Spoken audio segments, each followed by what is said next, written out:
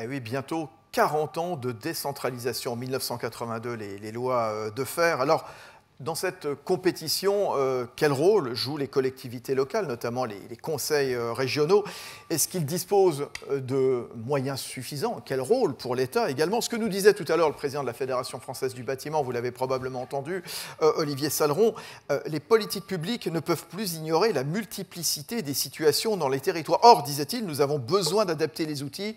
Il ne faut pas nier les réalités. Table ronde à présent avec l'ancien Premier ministre, M. Bernard Cazeneuve, qui est avec nous, avocat élu du département de la Manche. On évoquait tout à l'heure Cherbourg avec Geoffroy Roux de Bézieux. Sophie Garcia, présidente du MEDEF Occitanie. Et Sophie Errand, députée de Loire-Atlantique, présidente du conseil de surveillance de la Caisse des dépôts et consignations. Je commence avec vous, Monsieur le Premier ministre. Bonjour. Bonjour. Bernard Cazeneuve, quels sont, à vos yeux, les grands enjeux de ce débat? Les grands enjeux de ce débat, c'est d'essayer, j'ai compris d'ailleurs que ça avait été au cœur de vos échanges depuis ce matin, de trouver la bonne articulation entre le rôle de l'État, celui des collectivités territoriales et bien entendu et surtout celui des entreprises pour créer les conditions dans notre pays du retour vers le plein emploi. Et c'est un sujet dont l'ensemble des élus qui participent à ce débat depuis ce matin et les chefs d'entreprise ont eu à connaître au cours des dernières années parce que les territoires ont été confrontés à un ensemble de réformes destinées précisément à leur permettre de mieux faire face à ce que sont les urgences économiques de l'époque. Je pense à la réforme régionale qui est intervenue en 2015-2016 et qui a conduit à la constitution de grandes régions. Pourquoi est-ce que nous avons fait ces grandes régions? Parce que nous avions constaté dans l'exercice de nos responsabilités locales, puis ensuite au gouvernement, que l'organisation de l'économie française en filière pour favoriser l'innovation, le transfert de technologies, le financement de certains clusters, et notamment dans des filières d'excellence de start-up qui portaient les logiques d'innovation, s'inscrivait dans un cadre qui dépassait les frontières des régions traditionnelles. Je l'avais vu moi-même lorsque j'étais Premier vice-président de la région Basse-Normandie en charge du développement économique. Il y avait un pôle de compétitivité Moveo qui s'était constitué autour de la filière automobile et notamment des équipementiers et qui incluait la Basse, la Haute-Normandie, la région Île-de-France et une partie de la région Grand Est.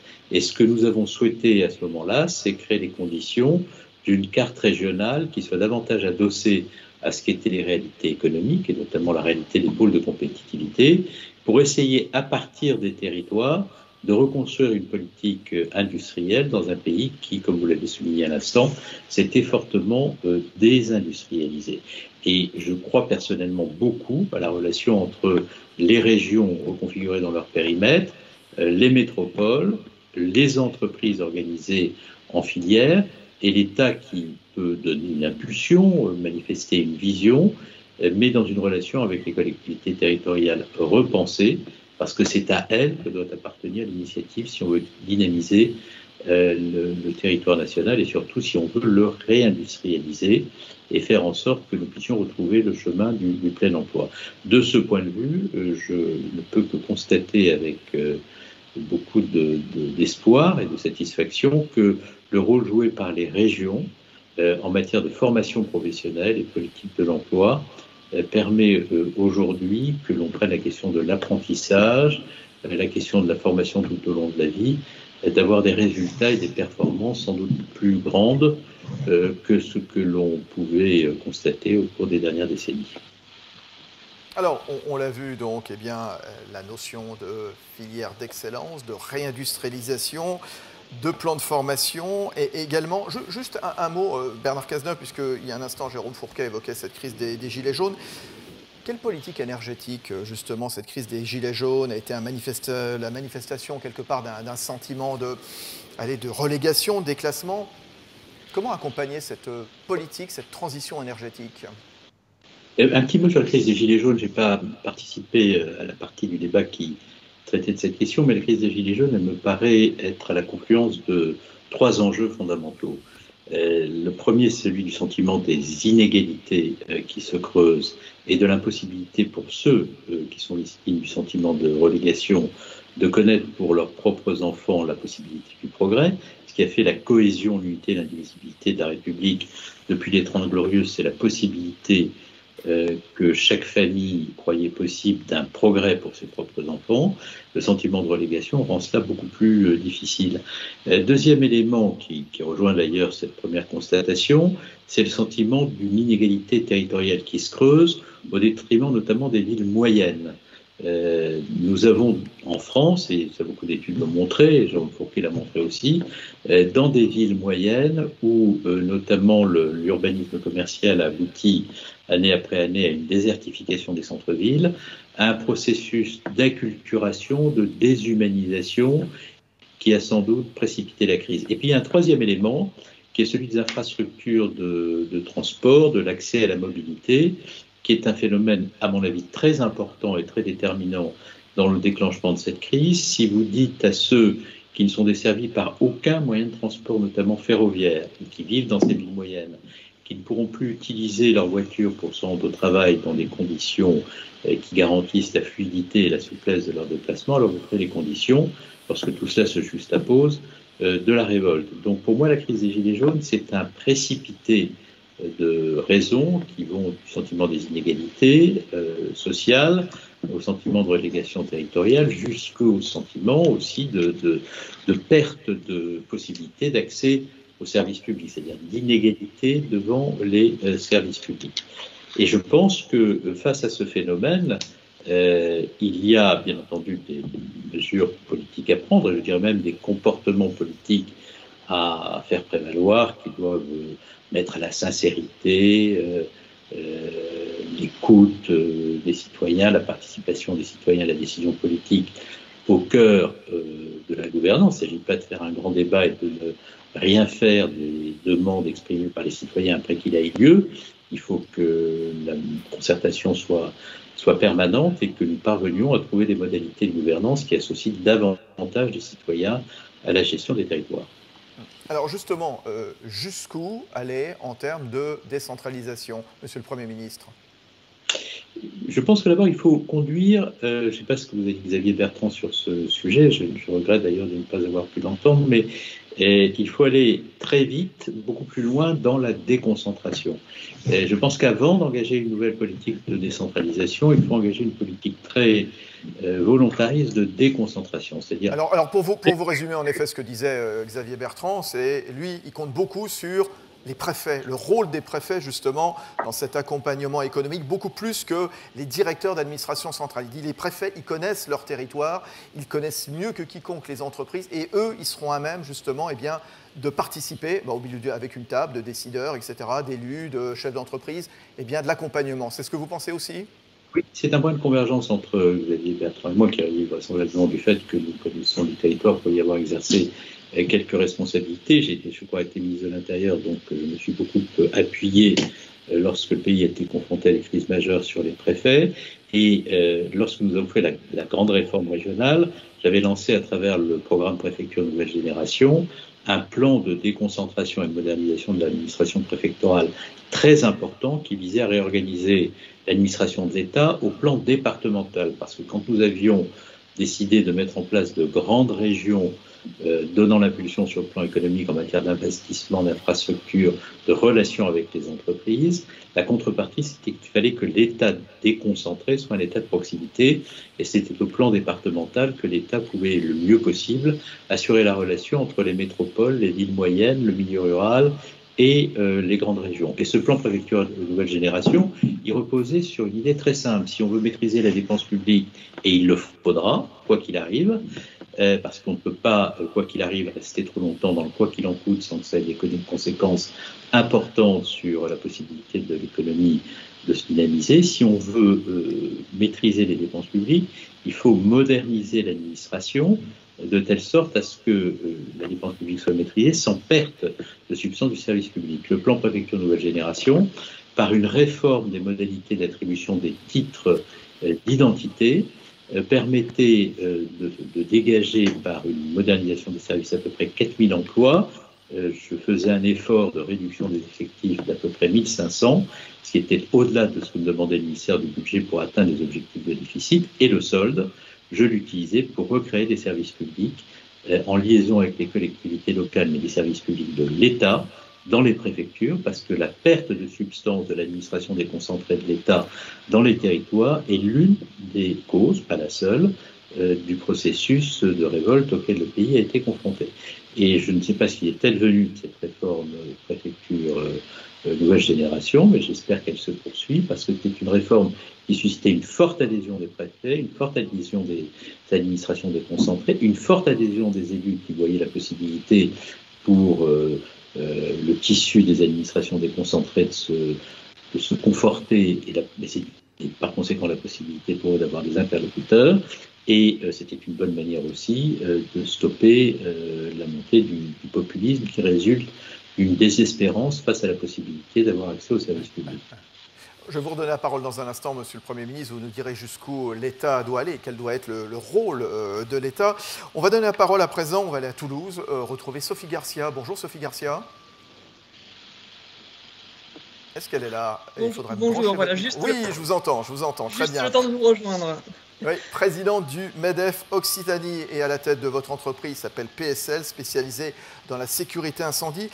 On parle de décentralisation, on parle de déconcentration, donc avec des interlocuteurs aussi divers que le président, ou en l'occurrence la présidente du conseil régional pour vous, donc en Occitanie, le préfet, le recteur également. Est-ce que c'est toujours simple d'avoir tout ce beau monde autour d'une table quand on est chef d'entreprise? Est-ce qu'il n'y a pas trop de monde? Voilà. Alors, je suis d'autant plus à l'aise pour en parler que je suis également au national, et donc vous l'avez rappelé tout à l'heure, je préside la commission Croissance et Territoire avec Olivier Saleron, ce qui me permet à la fois d'avoir cette vision nationale, à la fois régionale, à la fois locale, et je vais dire à la fois même ultra-locale, puisque ma PME comporte 30 personnes, ce qui n'est pas une très grosse entreprise en termes de taille. Donc, pour répondre à votre question, la multiplicité des interlocuteurs a été une force quand on a pu être tous autour de la table. Mais ça a été une force dans un cas très particulier, qui a été cette crise sanitaire. Donc là, effectivement, quand tout à coup, nous avons l'ensemble des institutionnels, l'ensemble des parties prenantes économiques qui sont autour de la table et qui disent là, il faut trouver à court terme une solution, on a vu que ça fonctionnait. Et ça, c'est formidable. Maintenant, et je vais reprendre peut-être plus les travaux que nous avons sur la commission Croissance et Territoire, où on a commencé bien avant même la crise des Gilets jaunes. Puisqu'il faut savoir que sous l'impulsion de Geoffroy Roux de Bézieux, c'est lui qui a décidé de créer cette commission Croissance et Territoire, c'est lui qui a décidé de mettre les territoires au sein du MEDEF national de cette façon-là, puisque nous sommes tous les présidents de région au sein du comité exécutif du MEDEF national, et moi-même je suis au bureau, donc dans les 12 personnes, et nous sommes 3 comme ça, autour de Geoffroy au quasi quotidien. Donc pour vous dire que c'est vraiment un sujet que nous avons pris à cœur bien avant ces crises-là. Et donc nous avons un petit peu d'avance sur ces questions-là. Par rapport à tout ce que j'ai entendu, il y a une chose qu'on peut reprendre au niveau du terrain, c'est que finalement les composantes du territoire sont toujours les mêmes. Nous avons toujours l'accès à la formation. Nous avons toujours le sujet du logement. Nous avons toujours l'infrastructure numérique. Nous avons toujours les infrastructures routières, ferroviaires, aéroportuaires, portuaires parfois. Nous avons également évoqué l'accès à la santé, mais pas uniquement via la crise sanitaire, également via le fait simplement d'avoir des médecins généralistes, et ça a été évoqué, ou l'accès à un service d'urgence de santé. On a également parlé de la qualité de vie.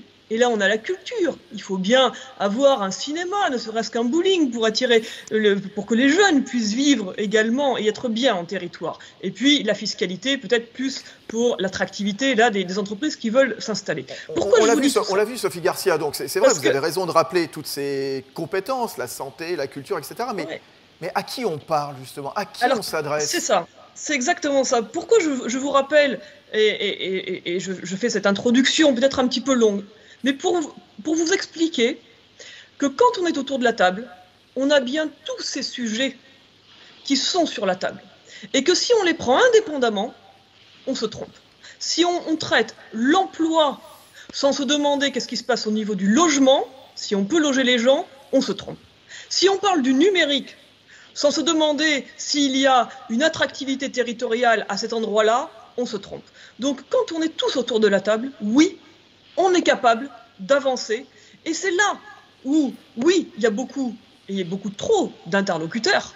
Il faudrait, et là je vais reprendre ma casquette de chef d'entreprise, qu'un DRH, une direction des ressources humaines, ou la direction fiscale, ou juste le chef d'entreprise de PME, puisse avoir un unique interlocuteur quand il parle d'emploi, quand il parle de finances. Donnez-moi un exemple, justement. Donnez-moi un exemple, comment vous êtes arraché les cheveux, là, justement, dans une de vos précédentes réunions. Parce qu'il y avait trop de monde. Je vais vous donner juste l'emploi des jeunes. Je crois que l'emploi des jeunes, c'est bien parce que c'est toujours un sujet. Et alors là, dans la crise, ça a été encore accentué. L'emploi des jeunes, moi je vais voir, je me dis, bon, bah, on a un sujet, il y a l'apprentissage, il y a des choses qui existent.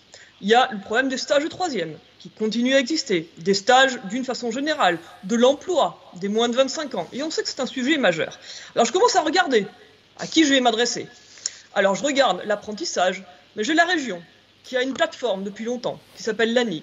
Et puis j'ai l'État, qui vient de lancer une très belle plateforme, qui s'appelle Un jeune, une solution. Et puis, j'ai les stages de troisième. Alors là, je pensais que c'était le rectorat. Donc, effectivement, je travaille avec la rectrice. Mais la région m'explique que la plateforme, c'est eux. Mais j'ai bien un partenariat avec le rectorat parce que pour l'orientation, c'est bien le rectorat. Et puis, j'ai les stages universitaires où là, on me dit, on n'arrive pas à trouver de stage. Est-ce que vous avez quelque part, et là, la rectrice fait une réunion, et vraiment, tout à son honneur d'avoir organisé ça ne s'était jamais fait, en tout cas à ma connaissance. Elle prend tous les présidents de pôles universitaires et des universités et des établissements. Elle les met 2 heures autour d'une table virtuelle et elle m'invite et tout le monde dit je n'arrive pas à pourvoir les stages, je parle de bac+4, bac+5, qui pour nous intéressent particulièrement, des longs stages.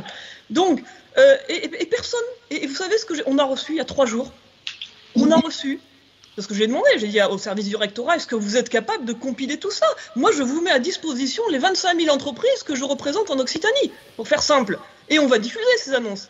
On a reçu un fichier Excel, compilé, on l'a senti, hein, avec beaucoup de difficultés et de façon très artisanale, que nous-mêmes, nous allons devoir essayer de rendre accessible pour le diffuser. On en est là. Et je ne vais pas jusqu'à... Je vais embaucher un jeune, il n'a pas 25 ans, il a 30 ans. Là, il faut que je repasse par Pôle emploi. Et alors, si en plus c'est un cadre, là, je vais aussi passer par l'APEC. Voilà la réalité du terrain. De la simplification, c'est ce que vous demandez? De la simplification. Ce n'est pas à moi, je n'ai pas la compétence, il y a d'éminents spécialistes pour être capable de régler une tuyauterie, mais effectivement, simplifions, parce que là, et la crise ne fait qu'accélérer ça, on a vraiment besoin à la fois de se parler, ça a été maintes fois dit et redit, la coopération, donc oui, il faut les acteurs autour de la table, et j'ai peur, et je vais vous le dire, c'est que la crise de la santé nous a mis autour de la table de fait, et ça a très bien marché. Mais on voit là, et avec les échéances électorales, je dirais que le naturel reprend le dessus, on voit de nouveau la séparation revenir un petit peu, chacun reprend ses missions. Les missions pour lesquelles ils sont au pouvoir ou pour lesquelles ils sont là. Donc, alors qu'on devrait profiter quelque part de cette crise, alors qu'il y a eu beaucoup évidemment de méfaits, mais malgré tout des bienfaits, justement de se dire, voilà, il y a une chance, comment est-ce qu'on construit la suite? Pour les villes moyennes dans cette grande région Occitanie, cette crise, c'est évidemment, probablement comme ailleurs, quelque part, une fenêtre de tir, oui ou non, à votre avis, Sophie Garcia? Oui, dans la mesure où, et la crise l'accélère, et c'était déjà le cas avant, si on est capable, et on est capable de le faire, puisque je vous dis, ça fait plus de 2 ans qu'on travaille dessus sur cette commission nationale, d'analyser et de différencier de façon ultra locale. Je peux vous faire une analyse qui va devenir même une analyse macro de l'Occitanie, en vous disant, nous sommes les premiers en recherche et développement, nous avons une industrie aéronautique, nous avons le tourisme, etc., etc. Bon, ça va servir à quoi? À pas grand-chose. Parce que si je prends le département du 66, qui est à 15% de chômage, si je prends 3 autres départements, le Lot, le Gers, l'Aveyron, qui sont au plein emploi, si je prends Montpellier, qui est plutôt poussé par le tertiaire, par d'ailleurs les budgets plutôt publics par rapport à l'innovation, à la recherche, si je prends Toulouse, qui est plutôt poussé par l'aéronautique, si je prends l'agroalimentaire qui est sur certains territoires, si je prends d'autres territoires qui ne vivent uniquement du tourisme, si je prends la démographie du littoral qui sont plutôt sur des seniors, donc il y a peut-être quelque chose à faire sur la silver economy, etc., etc.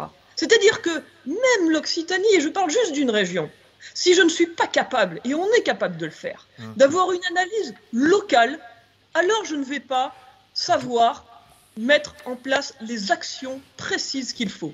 Alors, ça tombe très bien. Cette notion d'adaptation que vous soulignez, que vous mettez en avant, et d'ailleurs avec l'autre coprésident de cette commission, Olivier Saleron, qui était avec nous, on va en parler. Sophie Errante, bonjour Sophie Errante.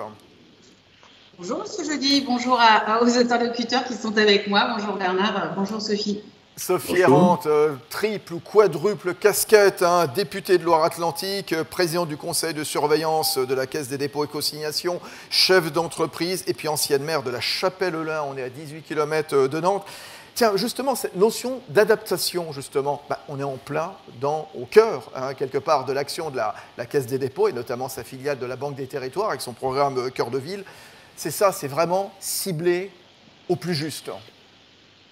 Oui, c'est vraiment inverser en fait ce qu'on a fait pendant très longtemps, c'est-à-dire prendre des directives qui sont plutôt nationales pour essayer d'uniformiser une réflexion et une vision, prendre ce qui vient du terrain, faire confiance aux élus locaux, parce qu'on a bien parlé d'eux aujourd'hui et je confirme pour l'avoir été qu'on a besoin d'eux, mais qu'on a besoin de leur simplifier la vie, qu'on a besoin d'être pragmatique, de réduire les délais, d'être plus simple, plus proche. Et ça, c'est le rôle de la Banque des Territoires. Et c'est vrai qu'elle n'a pas attendu la crise. Elle n'a pas attendu non plus tous les constats qui étaient sur cette fracture. Et c'est comment est-ce qu'on adapte? On adapte en écoutant en fait les besoins. Et chaque territoire est différent. Donc c'est là où, avec cette organisation, c'est pas une filiale, la Banque des Territoires, en fait, c'est une marque chapeau qui regroupe les compétences qui sont au sein de la Caisse des dépôts. Puisqu'en fait, la Caisse des dépôts, c'est quand même comment dirais-je, une énorme institution financière aujourd'hui qui regroupe aussi 66% de... C'est BPI, c'est CNP, c'est la Poste, c'est beaucoup de choses en même temps. Voilà, vous avez raison. C'est ça. Et c'est vrai que dans cette construction de cet outil au service des territoires qui s'appelle Banque des Territoires au service de l'intérêt général, ça a parlé tout de suite aux élus. Et c'est ça qui était important, c'est de leur dire, vous avez un interlocuteur qui peut répondre ou pas, parce qu'il n'y a pas de magie non plus, mais qui au moins est à l'écoute, qui peut vous accompagner sur de l'ingénierie, qui n'est pas là que pour financer. Et ça permet de conforter les visions des élus locaux. Et ça permet de leur dire, oui, vous allez dans la bonne direction, oui, on est capable de s'adapter et d'innover aussi dans les outils qui sont mis à votre disposition. Et c'est ça qui est majeur, en fait. C'est ça qui change la donne. Cette Banque des Territoires, elle existe depuis 3 ans. Ça a été compliqué parce que c'est un changement d'organisation. Ça a été compliqué pour les équipes de la Caisse qui n'étaient pas habituées à travailler avec autant de souplesse, avec cette capacité dans les territoires de donner de la responsabilité d'engagement, de la prise de risque.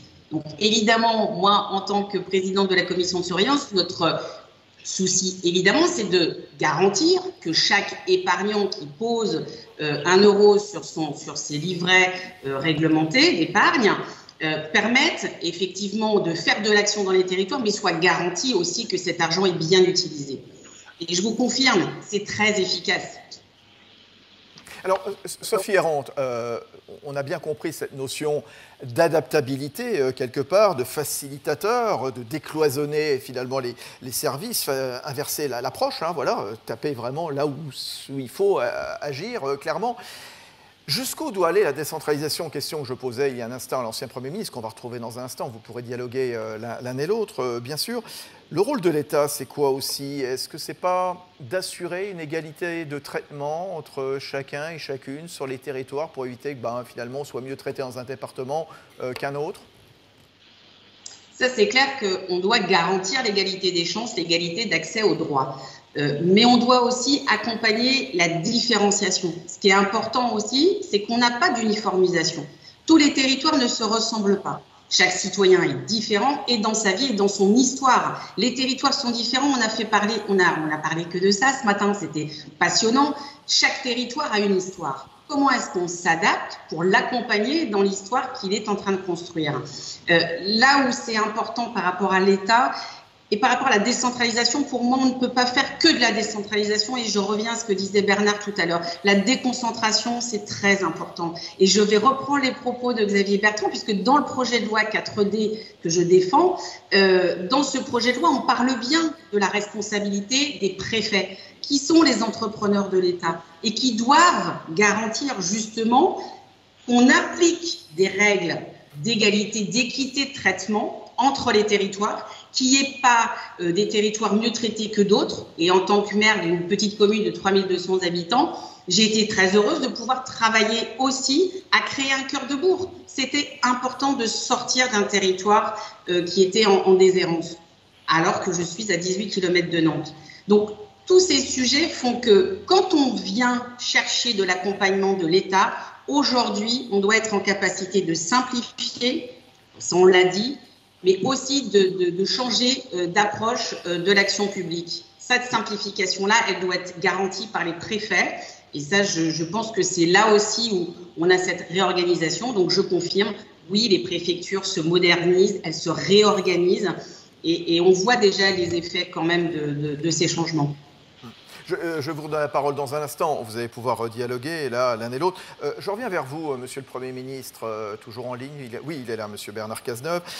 Jusqu'où doit aller l'État, justement? Est-ce qu'il faudrait que l'État s'implique davantage pour faire en sorte que, dans un département, un handicapé ne soit pas mieux traité qu'un autre, ou une personne âgée ne soit pas mieux traitée? Voilà, quelque part conférer une sorte de droit socle. Je vous redonnerai la parole, Sophie Errant, aussi là-dessus. Monsieur le Premier ministre. Je pense d'abord qu'il y a des principes constitutionnels. Dans le plan de la Constitution, vous avez un principe fondamental qui est rappelé comme l'objectif intangible qu'il faut atteindre, et ce quels que soient les gouvernements, c'est l'unité et l'indivisibilité de la République. Pourquoi l'unité et l'indivisibilité de la République? Parce que chacun doit être garanti que quel que soit l'endroit où il vit, où il développe de l'activité, l'égalité d'accès aux services publics sera assurée. Et après la crise que nous avons connue et qui peut peut-être surgir de nouveau au terme de la crise sanitaire, nous avons tout intérêt à conforter par la démonstration le principe de l'unité et de l'indivisibilité de la République, c'est-à-dire de l'égalité d'accès aux services publics. Et si l'administration de l'État a un rôle, c'est de garantir qu'il n'y aura pas d'incompatibilité entre l'initiative locale et celle des entreprises dont on a besoin pour assurer le dynamisme économique et l'innovation sociale sur le territoire de notre pays, et ce principe d'égalité d'accès aux services publics, sans lequel le sentiment de relégation, de défiance, de révolte peut parfois s'enquister dans des territoires qui ont le sentiment d'être défavorisés. Et moi, je serais assez favorable à ce que les préfets se voient confier par l'administration de l'État confortée dans les territoires la possibilité de veiller au respect de cette égalité d'accès des citoyens aux services publics, et que la décentralisation donne, comme le suggérait Xavier Bertrand tout à l'heure, je suis tout à fait d'accord avec cela, des pouvoirs plus nets, plus importants, moins partagés peut-être avec l'État, en matière de formation professionnelle, de développement économique, de logement. Je rejoins ce que disait Mme Garcia tout à l'heure sur la nécessité, quand on veut développer un territoire, d'avoir une approche globale où formation, accès à l'emploi, développement économique s'inscrivent dans un même mouvement, une même logique de développement, une même ambition locale. Et donc, pour moi, les choses sont très claires. L'État doit veiller aux principes fondamentaux. J'ai par ailleurs à l'esprit un arrière-plan, qui est celui de la montée du communautarisme, la montée des processus d'enfermement dans un certain nombre de territoires, dont l'État doit garantir, par la fermeté de son discours républicain, qu'il n'y aura pas de délitement de la République à travers la montée de ces mouvements que l'on peut qualifier de communautaristes ou de séparatistes. Et en même temps, cela ne doit pas, bien entendu, conduire à une altération de la possibilité pour les territoires de prendre des initiatives. Il faut donc déconcentrer fortement et engager une nouvelle phase de décentralisation. On a vu d'ailleurs, pardonnez-moi, je termine par cela, et je rejoins ce que disait Sophie Errant, que je salue amicalement, sur l'articulation entre l'administration de l'État et les collectivités locales. Je ne me suis pas du tout exprimé sur la crise sanitaire parce que je considère que, quelle que soit l'appréciation qu'on porte sur la politique du gouvernement, lorsqu'il y a une crise de cette ampleur, on laisse le gouvernement agir et on attend la sortie de crise, un retour d'expérience pour faire des commentaires politiciens. Mais vous m'autoriserez, cela étant dit, un petit commentaire.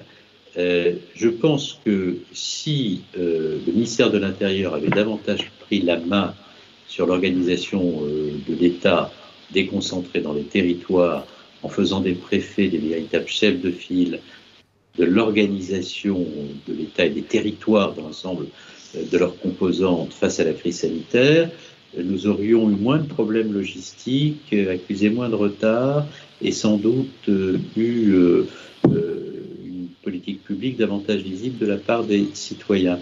Parce que, comme le disait un certain nombre de vos orateurs, les préfets, et ça je peux en témoigner, j'ai traversé avec eux la crise terroriste et j'ai des souvenirs très présents à l'esprit, sont les grands ensembliers territoriaux, dès lors qu'ils font bien leur travail. C'est-à-dire, ce sont des coordonnateurs, ce sont des acteurs qui ont une parfaite connaissance des territoires, de l'administration locale et de l'administration déconcentrée de l'État, et qui savent parfaitement que la mise en mouvement d'un territoire face à des défis majeurs, la crise sanitaire est un défi majeur, dépend de la capacité en méthode et en maîtrise de mettre en ligne l'ensemble de ceux qui peuvent concourir à la gestion d'une crise. Les collectivités locales, l'État, les entreprises, éventuellement les citoyens à travers leurs associations. Et je ne vois pas d'autres acteurs que les préfets qui peuvent, au nom d'une vision d'intérêt général, jouer ce rôle éminent, stratégique et fondamental. Sophie Garcia, Sophie Errante, vous aurez le mot de la fin. Vous attendez beaucoup également du préfet, justement, dans ce rôle d'accompagnateur, mais également aussi dans ce rôle de maintenir une unité donc, et une égalité de traitement entre les citoyens selon les départements, selon les régions. Qui prend la parole en premier? Allez-y, Madame Sophie Garcia, allez-y. Le MEDEF Occitanie. Merci. Oui, parce que je pense que Sophie Errant sera plus compétente que moi. Mais elle aura la parole à la fin. Précisément. Voilà. Non, mais ce que je veux dire, c'est que là, encore une fois, que ce soit l'un ou l'autre, je suis désolé, hein, mais que ce soit l'un ou l'autre, que ce soit une personne ou une autre, que ce soit le département, que ce soit le conseil régional, que ce soit le préfet, le sous-préfet à la relance, très franchement, ça m'est égal. Juste que ce soit fait. Et qu'on sache qui fait quoi. Donc, c'est pour ça que je ne suis pas compétente. En revanche, et ça sera juste le mot de la fin me concernant sur les territoires, encore une fois, c'est qu'on a une formidable opportunité. Alors, Olivier Saleron a raison tout à l'heure de dire il ne faut pas dire grâce au Covid, mais à cause du Covid. Donc, je vais continuer à dire à cause du Covid. À cause du Covid, nous avons une formidable opportunité pour enrayer ce qui était avant la crise sanitaire, la crise des Gilets jaunes, et qui est toujours là. Hein. Moi, je suis dans Toulouse quasiment tous les samedis, ils sont là. Bon, donc ça reste par là, toute cette fracture territoriale et ce mécontentement. C'est le moment ou jamais, avec cette crise, d'utiliser toutes les composantes territoriales, ces villes moyennes, et effectivement vous en avez parlé tout à l'heure, ces villes moyennes qui ont de forts atouts, avec en même temps le numérique qui finalement s'est déployé de fait, et qui continue, avec de fait également une nouvelle forme peut-être de travail et un besoin de qualité de vie. Donc on a là tout à coup une accélération de besoins, mais qui profite parfaitement au territoire, qui profite parfaitement aux villes moyennes, qui là ont toutes leur rôle à jouer. Et donc, on a tout intérêt à accélérer cette simplification, alors qu'on l'appelle déconcentration, décentralisation. Encore une fois, je laisse les éminents experts s'exprimer sur ce sujet-là. Je vous remercie. Et voilà, et on va laisser la parole à Sophie Errante pour conclure. C'est à vous, Sophie Errante. Alors, pour la conclusion, je pense que l'idée quand même de toute cette manifestation de ce matin, et je vous remercie parce que le sondage est excellent, tous les intervenants ont été vraiment excellents, sur le fait que chacun doit faire sa part en fait. Et qu'on doit tous faire l'effort d'aller vers plus simple, plus efficace, pour éviter de laisser passer les chances. Oui, c'est une prise de risque, et je pense qu'il faut intégrer le fait que notre société doit prendre des risques, et la France et l'État et l'administration française doivent savoir aussi prendre des risques, mesurés, certes, Mais c'est aussi ça la capacité d'un préfet de savoir être dans le bon sens, dans l'équilibre et de donner la chance à chacun et chacune dans tous les territoires. Et ça évitera qu'on reste encore sur cette espèce d'idée de fracture. Moi, je reviens, c'est un peu... il y en a un peu marre de parler de ça parce que aujourd'hui, c'est en train de changer et plutôt que de mettre dans l'esprit des gens le fait qu'il y ait beaucoup de différences ou beaucoup encore de choses à faire, je pense qu'il faut partir dans l'espoir de se dire qu'il y a déjà des choses qui se font bien. Oui, il y a des lois qui sont déjà en cours et j'ai porté la loi du droit à l'erreur dite ESSOC pour un État au service d'une société de confiance. Je pense qu'on va y arriver.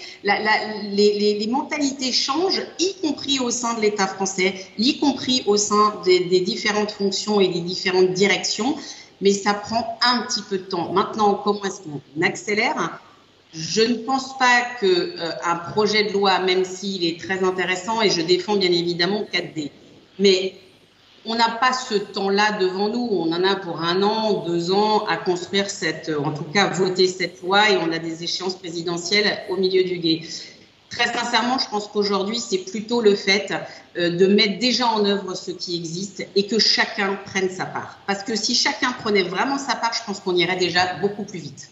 Très bien, merci. Merci à tous les trois. Merci Sophie Errante, députée de Loire-Atlantique, présidente du conseil de surveillance de la Caisse des dépôts. Sophie Garcia était également avec nous, la présidente du MEDEF Occitanie depuis Toulouse. Et un grand merci aussi à l'ancien Premier ministre qui nous a accompagnés, Monsieur Bernard Cazeneuve, donc avocat et élu de la Manche. Merci à tous les trois. Voilà, c'est ainsi que va se conclure cette REF Territoire, la France façon puzzle, cette nouvelle édition de la REF. De toute façon, si vous, par hasard, vous avez loupé l'un des intervenants, vous pourrez évidemment les retrouver à tout moment sur le site de la REF avec les différents partenaires, notamment la Tribune. Également, prochain rendez-vous que vous fixe donc la REF et le MEDEF, ce sera le 2 juin autour d'une REF Monde. Bonne journée à toutes et à tous. Au revoir.